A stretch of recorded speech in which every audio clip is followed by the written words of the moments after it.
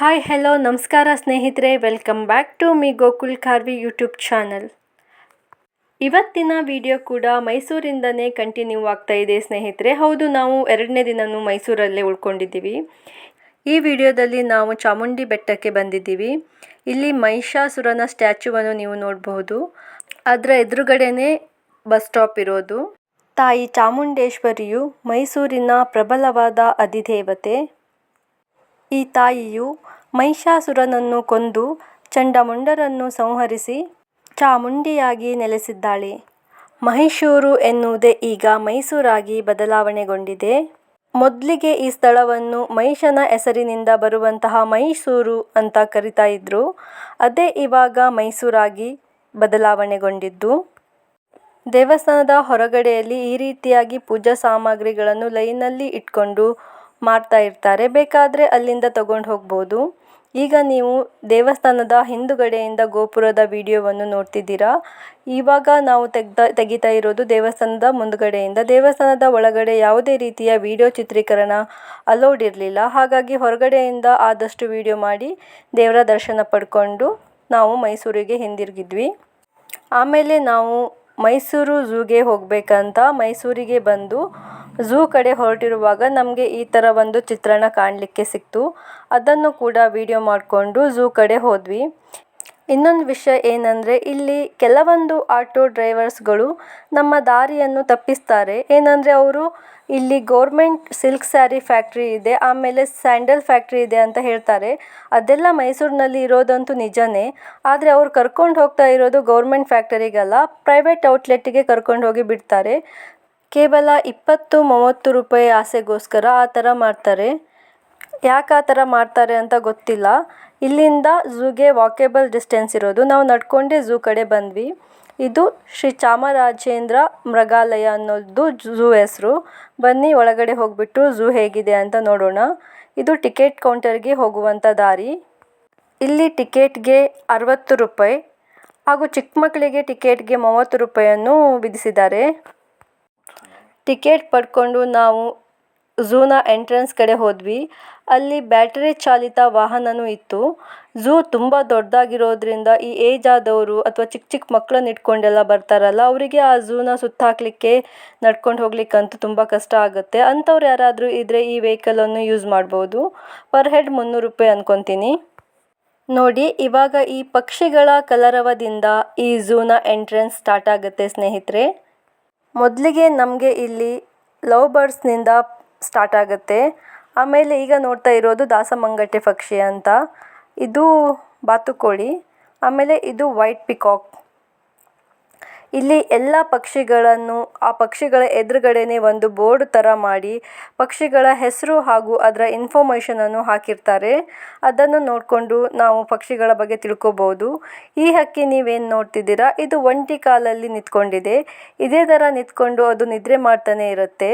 ನೋಡಿ ಸ್ನೇಹಿತರೆ, ಯಾವ ಥರ ನಿಂತ್ಕೊಂಡಿದೆ ಅಂತ. ಇದು ವೈಲ್ಡ್ ಲೈಫ್ ಫೋಟೋಗ್ರಾಫರ್ ಏನಿರ್ತಾರೆ ಅವರಿಗೆ ಮಾತ್ರ ತುಂಬ ಒಳ್ಳೆಯ ಜಾಗ ಫೋಟೋ ತೆಗೆಯೋಕ್ಕೆಲ್ಲ. ಈಗ ನೀವು ನೋಡ್ತಾ ಇದ್ದೀರಾ ಪಿಕಾಕ್. ಈ ನವಿಲಿಗೆ ಇಂಡಿಯಾ ಬ್ಲೂ ಪೀಪೌಲ್ ಅನ್ನೋ ಹೆಸರಿದೆ. ಇಲ್ಲಿ ಈ ಹೆಸರಿನ ಬೋರ್ಡ್ ಹಾಕಿದ್ದಾರೆ ಈ ನವಿಲಿಗೆ. ನೋಡಿ ಸ್ನೇಹಿತರೆ, ನವಿಲು ಹೇಗೆ ಗರಿ ಬಿಚ್ಕೊಂಡು ಕುತ್ಕೊಂಡಿದೆ ಅಂತ. ನವಿಲಿನ ಗರಿ ಬಿಚ್ಚಿ ನರ್ತಿಸೋದು ನೋಡಿದರೆ ಮತ್ತೂ ಚಂದ. ಇದು ನೀವು ನೋಡ್ತಾ ಇರೋದು ಡಕ್. ಆಮೇಲೆ ಇಲ್ಲಿ ಕಲಿಜ್ ಪೆಸೆಂಟ್ ಅನ್ನೋ ಒಂದು ಹೆಸರಿಂದ ಕರೆಯುವಂಥ ಹಕ್ಕಿ ಇದೆ. ನನಗೆ ಆ ಹಕ್ಕಿ ನೋಡಿದಾಗ ಕೋಳಿಗಳ ಥರ ಅನಿಸ್ತು. ಕೋಳಿ ಮರಿಗಳೆಲ್ಲ ಇರ್ತಾವಲ್ಲ, ಆ ಥರ ಅನಿಸ್ತು.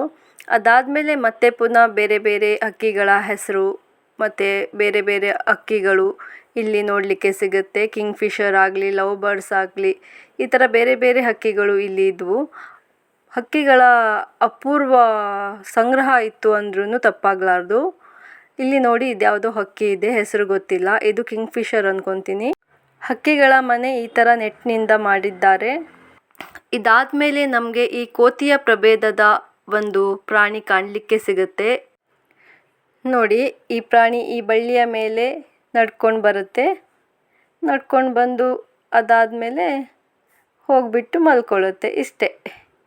ನೋಡಲಿಕ್ಕೂ ಒಂಥರ ಖುಷಿ ಅನಿಸುತ್ತೆ ಈ ಥರ ಪ್ರಾಣಿಗಳ ಚೇಷ್ಟೆ ಎಲ್ಲ ನೋಡುವಾಗ. ನೋಡಿ, ಮಲ್ಕೊಂಡು ಬಿಟ್ಟು. ಇದೆಲ್ಲದರ ನಂತರ ಸ್ಟಾರ್ಟ್ ಆಗೋದೇ ಈ ಮಹಾ ಮಾಂಸಾಹಾರಿಗಳ ವಲಯ ಅಂತ. ಇಲ್ಲಿಂದ ನಮಗೆ ಚಿರತೆ, ಹುಲಿ, ಸಿಂಹ, ಆನೆ, ಗೆಂಡಾಮೃಗ ಈ ಥರದ ಪ್ರಾಣಿಗಳೆಲ್ಲ ಕಾಣಲಿಕ್ಕೆ ಸಿಗುತ್ತೆ. ಬನ್ನಿ ನೋಡೋಣ ಸ್ನೇಹಿತರೆ. ಇವಾಗ ನೀವು ನೋಡ್ತಾ ಇದ್ದೀರಾ ಚಿರತೆ ಕೂತ್ಕೊಂಡಿರೋದು. ಬನ್ನಿ, ಇಲ್ಲಿಂದನೂ ಸ್ವಲ್ಪ ವಿಡಿಯೋ ಮಾಡಿದ್ದೀನಿ ನೋಡಿ. ಇಲ್ಲಿ ನೀರು ಕುಡಿತಾ ಇದೆ ಚಿರತೆ ಎಲ್ಲ. ಅಲ್ಲಿಂದನೂ ಚಿರತೆ ನಡ್ಕೊಂಡು ಬರ್ತಾ ಇದೆ.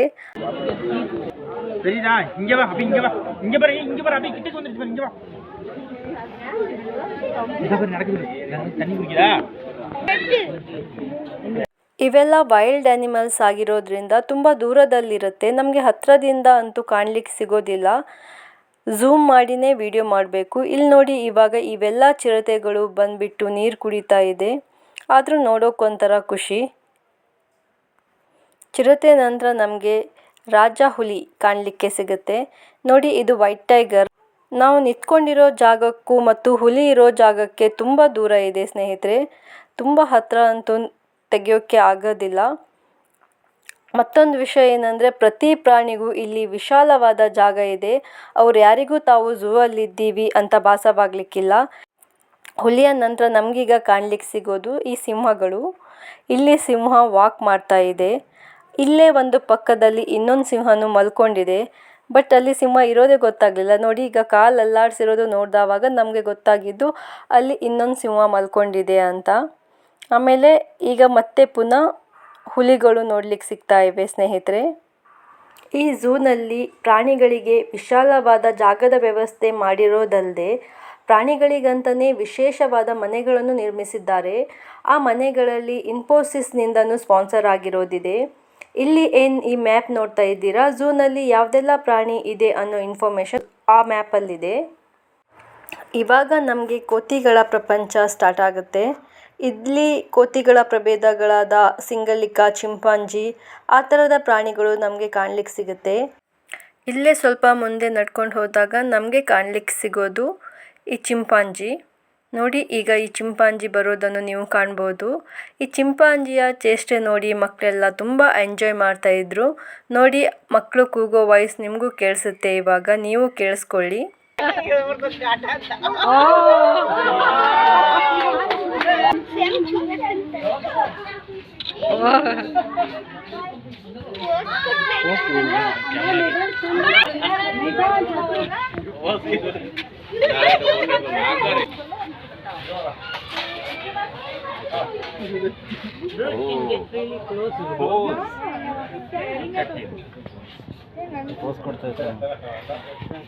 ಚಿಂಪಾಂಜಿ ನೋಡಿಕೊಂಡು ಮುಂದೆ ಬಂದಾಗ ಕೋತಿಗಳ ಬಿಡಾರ ಕಾಣಲಿಕ್ಕೆ ಸಿಕ್ತು.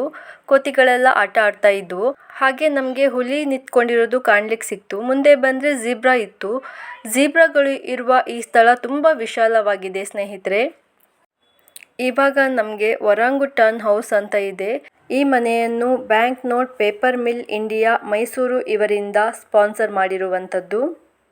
ಪ್ರಾಣಿಗಳಿಗೆ ನಿರ್ಮಿಸಿರುವಂಥ ಮನೆ ಯಾವ ಥರ ಇದೆ ಅಂದರೆ, ಅದಕ್ಕೆ ಮಲ್ಕೊಳ್ಳೋ ವ್ಯವಸ್ಥೆನೂ ಇದೆ, ಆಟ ಆಡೋ ವ್ಯವಸ್ಥೆನೂ ಇದೆ. ಯಾವ ಥರ ಬೇಕಾದರೂ ಅದು ಆ ಮನೆಯೊಳಗೆ ಇರ್ಬೋದು, ಆ ಥರ ನಿರ್ಮಿಸಿದ್ದಾರೆ. ಅಷ್ಟೇ ವಿಶಾಲವಾಗಿಯೂ ನಿರ್ಮಿಸಿದ್ದಾರೆ. ಪ್ರಾಣಿಗಳಿಗೆ ಆವಾಗಲೇ ಹೇಳಿದಂತೆ ತಾವು ಝೂನೊಳಗೆ ಇದ್ದೀವಿ ಅಂತ ಫೀಲ್ ಆಗಲಿಕ್ಕಿಲ್ಲ. ಇಲ್ಲಿ ನೋಡಿ, ಜಿಂಕೆಗಳ ಅಪಾರ ಪ್ರಮಾಣ ಇಲ್ಲಿದೆ. ಎಷ್ಟು ಜಿಂಕೆಗಳಿವೆ ಅಂದರೆ ಕೌಂಟ್ ಮಾಡೋಕ್ಕಾಗಲ್ಲ. ತುಂಬ ಜಿಂಕೆಗಳ ಪ್ರಮಾಣ ಅಲ್ಲಿ ನಮಗೆ ಕಾಣಲಿಕ್ಕೆ ಸಿಕ್ತು.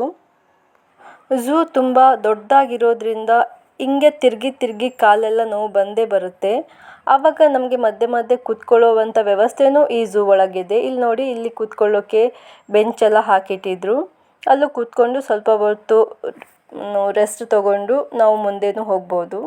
ಈಗ ನಾವು ಹೋಗ್ತಾ ಇರುವಂಥದ್ದು ಆನೆಗಳ ಬಿಡಾರಕ್ಕೆ. ಬನ್ನಿ ಸ್ನೇಹಿತರೆ, ಆನೆಯನ್ನು ನೋಡ್ಕೊಂಡು ಬರೋಣ.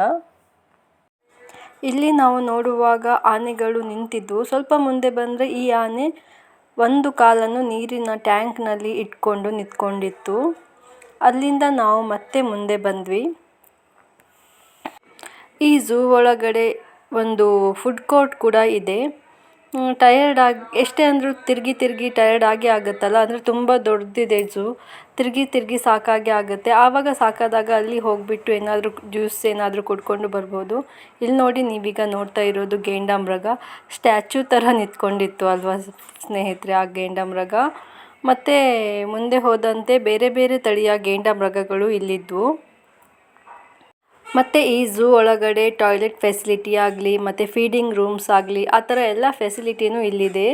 ಆರಾಮಾಗಿ ತಿರ್ಕೊಂಡು ಬರ್ಬೋದು, ಏನು ಪ್ರಾಬ್ಲಮ್ ಇಲ್ಲ. ಚಿಕ್ಕ ಮಕ್ಕಳನ್ನು ಆರಾಮಾಗಿ ಕರ್ಕೊಂಡು ಹೋಗಿ ತಿರುಗಿಸಿ ಬರ್ಬೋದು.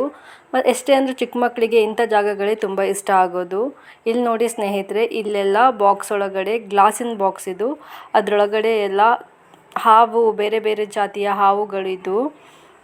ಅದು ತುಂಬ ಹತ್ತಿರದಿಂದ ನೋಡುವಾಗ ಒಂಥರ ಅನಿಸ್ತಾ ಇತ್ತು ನನಗೆ. ಹಾಗಾಗಿ ನಾವು ರ್ಯಾಂಡಮ್ ಆಗಿ ವಿಡಿಯೋ ಮಾಡ್ಕೊಂಡು ಬಂದ್ವಿ. ತುಂಬ ಝೂಮ್ ಮಾಡ್ಕೊಂಡೇನು ಆ ವಿಡಿಯೋನ ಮಾಡಿಲ್ಲ.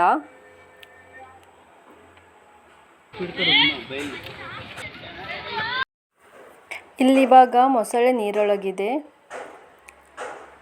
ಇಲ್ಲಿ ದೂರದಲ್ಲಿ ಕಾಣಿಸ್ತಾ ಇರೋದು ಆಫ್ರಿಕಾದ ಕಾಡೆಮ್ಮೆ ಅಂತ. ಅದನ್ನು ನೋಡಿಕೊಂಡು ಮತ್ತೆ ಮುಂದೆ ಬಂದಾಗ ನಮಗಂತೂ ನಿರ್ಗಮನದ ದಾರಿ ಸಿಕ್ಕೇ ಬಿಡ್ತು ಸ್ನೇಹಿತರೆ. ಆಮೇಲೆ ನಾವು ಸೀದಾ ಹೊರಗಡೆ ಬಂದು ನಮ್ಮ ಲಗೇಜ್ ಏನಿದೆ ಅದನ್ನೆಲ್ಲ ತಗೊಂಡ್ಬಿಟ್ಟು ನಾವು ಕಾರಂಜಿ ಕೆರೆ ಹತ್ರ ಹೊರಟ್ವಿ ಸ್ನೇಹಿತರೆ. ಕಾರಂಜಿ ಕೆರೆಯಲ್ಲಿ ನೋಡುವಂಥದ್ದು ಆ ಥರ ಏನಿಲ್ಲ ಸ್ನೇಹಿತರೆ. ತುಂಬ ಗಿಡ ಮರಗಳೇ ತುಂಬಿದ್ದು, ಸ್ವಲ್ಪ ಬೇರೆ ಬೇರೆ ಜಾತಿಯ ಗಿಡಗಳ ನರ್ಸರಿ ಥರ ಇದ್ದವು. ಅದು ಬಿಟ್ಟರೆ ದೋಣಿ ವಿಹಾರ ಒಂದಿತ್ತು ಮತ್ತು ಪಕ್ಷಿ ಮನೆ ಅನ್ನೋದೊಂದಿತ್ತು. ಅದು ಬಿಟ್ಟರೆ ಪಾರ್ಕ್ ಥರ, ನಮಗೆ ಪಾರ್ಕಿಗೆ ಹೋದರೆ ಹೇಗೆ ಅನಿಸುತ್ತೆ ಅದೇ ಥರ ಇತ್ತು ಸ್ನೇಹಿತರೆ. ಬನ್ನಿ ನಾವಿವಾಗ ಸೀದಾ ನಡ್ಕೊಂಡು ಸೀದಾ ದೋಣಿ ವಿಹಾರದ ಕಡೆಗೇ ಹೊರಟ್ವಿ. ಇಲ್ಲಿ ದೋಣಿ ಮೇಲೆ ಹೋಗಲಿಕ್ಕೆ ನಾವು ಎಷ್ಟೊತ್ತು ಹೋಗ್ತೀವಿ ಅದರ ಮೇಲೆ ಅಮೌಂಟ್ ಏನಿದೆ, ಟಿಕೆಟ್ ಏನಿದೆ ಅದನ್ನು ಚಾರ್ಜ್ ಮಾಡ್ತಾರೆ. 10 ಮಿನಿಟ್ಸಿಗಾದರೆ ಇಷ್ಟು, ಹಾಫ್ ಆ್ಯನ್ ಅವರಿಗಾದರೆ ಇಷ್ಟು, ಆ ಥರ ಇದೆ. ನಾವು ಒಂದು ರೌಂಡು ದೋಣಿಯಲ್ಲಿ ಹೋಗ್ಬಿಟ್ಟು ಬಂದ್ವಿ. ದೋಣಿಯಲ್ಲಿ ಒಂದು ರೌಂಡ್ ಹೋಗಿಬಿಟ್ಟು ಬಂದ ನಂತರ ನಾವು ಸೀದಾ ಹೋಗಿದ್ದು ಪಕ್ಷಿ ಮನೆ ಅಂತ ಇದೆ, ಅಲ್ಲಿಗೆ ಹೋದ್ವಿ ಸ್ನೇಹಿತರೆ. ಈ ಪಕ್ಷಿ ಮನೆಯೊಳಗೆ ಖಾಲಿ ನವಿಲುಗಳು ಬಿಟ್ಟರೆ ಬೇರೆ ಪಕ್ಷಿಗಳು ಕಾಣಲಿಕ್ಕೆ ಸಿಕ್ಕಿಲ್ಲ ಸ್ನೇಹಿತರೆ. ಬನ್ನಿ ಒಳಗಡೆ ಹೋಗಿಬಿಟ್ಟು ತೋರಿಸ್ತೀನಿ ನಿಮಗೆ. ಇದು ಎಂಟ್ರೆನ್ಸು, ಪಕ್ಷಿ ಮನೆ ಒಳಗಡೆ ಹೋಗಲಿಕ್ಕಿರುವ ದಾರಿ. ಬನ್ನಿ ಒಳಗಡೆ ಹೇಗಿದೆ ಅಂತ ನೋಡ್ಕೊಂಡು ಬರೋಣ.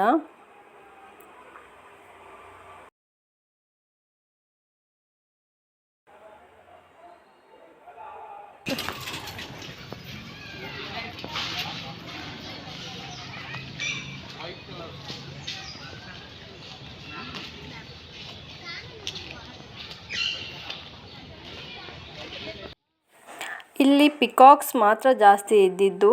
ಇಲ್ಲಿ ವೈಟ್ ಪಿಕಾಕ್ಸ್ ಮತ್ತು ನಾರ್ಮಲ್ ಪಿಕಾಕ್ಸ್ ಏನಿದೆ ಅದೆಲ್ಲ ಮರದ ಮೇಲ್ಗಡೆ ಕೂತ್ಕೊಂಡಿತ್ತು. ಅದು ಬಿಟ್ಟರೆ ಬೇರೆ ಪಕ್ಷಿಗಳು ನಾನು ನೋಡಿಲ್ಲ ಈ ಪಕ್ಷಿ ಮನೆ ಒಳಗಡೆ. ಇಲ್ಲಿ ನೋಡಿ ನವಿಲು ಒಂದು ಕೂತ್ಕೊಂಡಿತ್ತೆ. ಇಷ್ಟೇ ಸ್ನೇಹಿತರೆ ನಾವು ಕಾರಂಜಿ ಕೆರೆ ಒಳಗಡೆ ನೋಡಿರೋದು.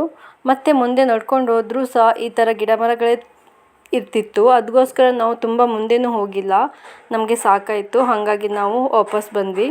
ವಾಪಸ್ ಬರುವಾಗ ನಮಗೆ ಈ ಥರ ಎತ್ತಿನ ಗಾಡಿ ಒಂದು ಕಾಣ್ಲಿಕ್ಕೆ ಸಿಕ್ತು. ಅದನ್ನು ಸುಮ್ಮನೆ ವಿಡಿಯೋ ಮಾಡ್ಕೊಂಡ್ವಿ. ಅದಾದಮೇಲೆ ನಾವು ವಾಪಸ್ ಬಂದ್ವಿ ಬೆಂಗಳೂರು ಕಡೆಗೆ. ಈ ವಿಡಿಯೋ ಇಷ್ಟ ಆದರೆ ಪ್ಲೀಸ್ ಒಂದು ಲೈಕ್ ಕೊಡಿ ಸ್ನೇಹಿತರೆ. ಹಾಗೆ ನಿಮ್ಮ ಫ್ಯಾಮಿಲಿ ಫ್ರೆಂಡ್ಸ್ಗೂ ಶೇರ್ ಮಾಡ್ತಾ ಚಾನಲನ್ನು ಸಬ್ಸ್ಕ್ರೈಬ್ ಮಾಡಿ ಅಂತ ಕೇಳ್ಕೊಳ್ತಾ ಮುಂದಿನ ವಿಡಿಯೋದೊಂದಿಗೆ ಸಿಗ್ತೀನಿ. ಅಲ್ಲಿ ತನಕ ಟೇಕ್ ಕೇರ್, ಬಾಯ್, ಶುಭ ದಿನ.